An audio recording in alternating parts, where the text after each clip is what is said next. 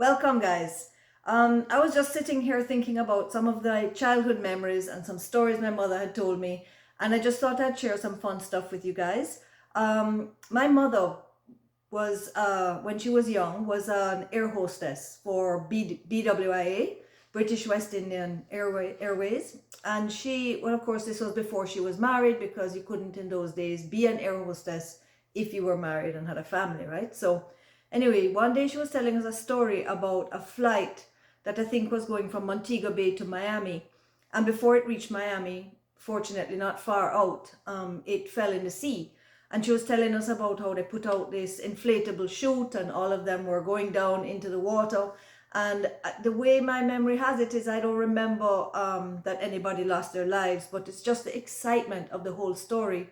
And I thought, wow, that's really something to experience. But thankfully, my mother was fine, and that's why I'm here to tell you these stories, right? So, my mom eventually took over the cattle farm that my grandmother was running, and my mother and I share a love of livestock and cows and all kinds of livestock, to be honest. And my mom would take me to cattle appraisals, and I used to love these days because it meant a combination of things. It was like you could go on a road trip and you could eat like roast corn on the roadside, or drink a cup of soup, or you could head to the appraisal, and then you're sitting in the hot sun. Usually there would be some sort of a shelter where you could take shade from the sun, but for the most part you wore your hat and you're outside there, and we would drink coconut water, and we would look at the cows in the ring, and have a parade of really beautiful livestock coming by. And then of course there was always the amazing lunch, right? There was the rice and peas and the breadfruit and the avocado pear and the brown stewed chicken and the pork, and you name it, it was all there, and it was a really fun time. My mom used to take me a lot of places with her, really, especially in the summertime when I didn't have school. And she had she had a lot of friends, but she had some really close friends who lived in Port Royal at first, and they lived right on the water. And after a few years, quite a few years of living there, they moved to Glistening Waters in Falmouth. And so she and I would go and visit them, And when they lived in Port Royal, I think they ran the marina. I don't know, I was kind of young, but I think that's what it was. Or they had some property right on the sea, right? And I remember we would go there, and there was this little restaurant right on the seaside in Port Royal, and they sold beautiful fish, like steamed fish and okra. And they had, one day I went there and they were making turtle soup, and I remember a turtle shell on the wall of this restaurant. These are just the little things that pop up in your memory, But another thing I remember about Port Royal is in the town itself, they would have these people selling, women mainly. They would have these little like glass shelves, like it was like they had wooden legs, and then it would be a glass case, and it would have like wood around the edges of the glass, and then there would be a sliding door, and they would have a plate of fried fish with onion and everything on top of it, and a plate of fried bami or steamed bami, and you would go there and pick out your fish and your bami, and they would put it in tin foil or whatever and give it to you, and you eat it same place. I don't know if anybody watching has had that before at that place, but it was super, super good. So anyway, sometimes because of the fact that you could easily get to Lime Key from Port Royal, we would go on a boat. These guys had a boat as well, and we would just go on the boat and head out to Lime Key. And I just remember loving being on the boat and hearing the water lapping up as you're moving through the waves, and the breeze on your face, and just the pretty sunshine and blue water.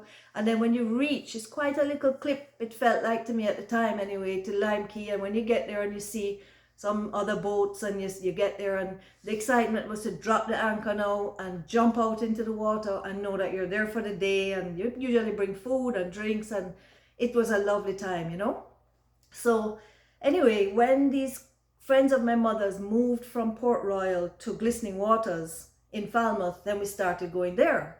And I never knew. I thought this was just a pretty name for a place, because in the sunshine on the water it glistens, and so I figured that was why it was called that. But I found out that it's an iridescent lagoon, and I was like, Well, I want to see that. So we went out at night one time with my mom and her friends, and there was a guy on the boat and he jumped into the water. And to my surprise, it's like, you know, when Peony Wally light up the sky, when the man jumped in, hit the water, it's like the bubbles that you would have, everything would light up like 1,000 Peony Wallies when him hit the water. If you have never seen this, guys, I really recommend it. It was spectacular, and I really thought it was fun. So try that out. So as I talk about Falmouth now, it reminds me of a field trip that I went to from Servite, my prep school that I went to this crocodile farm in Falmouth, and it was run by this white guy named Ross Kananga. And I don't really think that was his right name. I think he gave himself that name, but what a name, right? So anyway, I remember seeing a sign when we got there, trespassers will be eaten. And I've never forgotten that sign to this day. So anyway, went there and saw this man opening up the crocodile mouth and all of that. And you saw the baby crocodiles and everything. And later on, just not many years after that, maybe a couple years, they actually filmed a James Bond movie at this place. And it was Live and Let Die with Roger Moore. And they put, Ross Kananga was a stuntman for Roger Moore for a scene where he jumps over 5 crocodile back to get to the other side of the river. And apparently they took like 5 takes of the shooting this video, and some near misses happened and everything, but he got it done, right? And they were so impressed with this guy that they named the villain of the movie Ross Kananga in honor of his bravery, or I don't know, just to give him a big ups, right? So then there were two James Bond movies were actually filmed in Jamaica. That one, Live and Let Die, and Dr. No, which was with Sean Connery, which I think was the first one.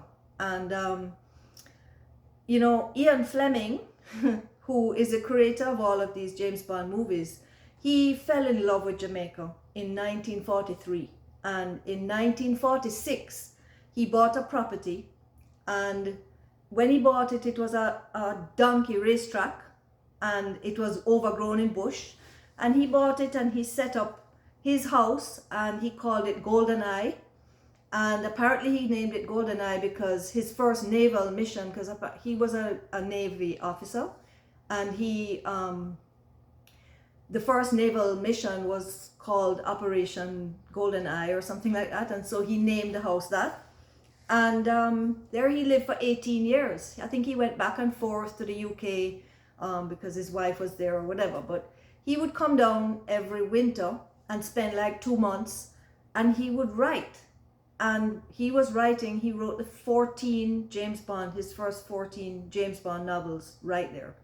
And apparently I watched a video of a guy who, as a little boy, he used to work or be on the property where they called him Commander Ian Fleming was.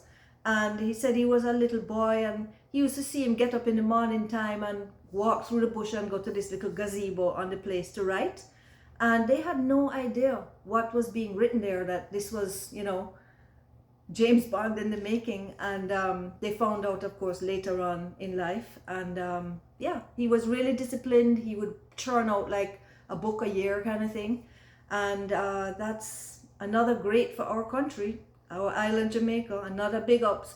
And the thing is that I gather, I haven't seen it yet, but I gather that the latest James Bond movie, which I think is called No Time to Die, what they did was they filmed certain scenes in Jamaica, like to just honor the historic origin of James Bond. So I think that's great, and I can't wait to see it. I don't know if any of you guys have seen it and you recognize any of the places in Jamaica. Let me know in the comments. And please share this video with your friends and family, and comment. I love to hear your comments, and give me a thumbs up. And one love. See you on the next video.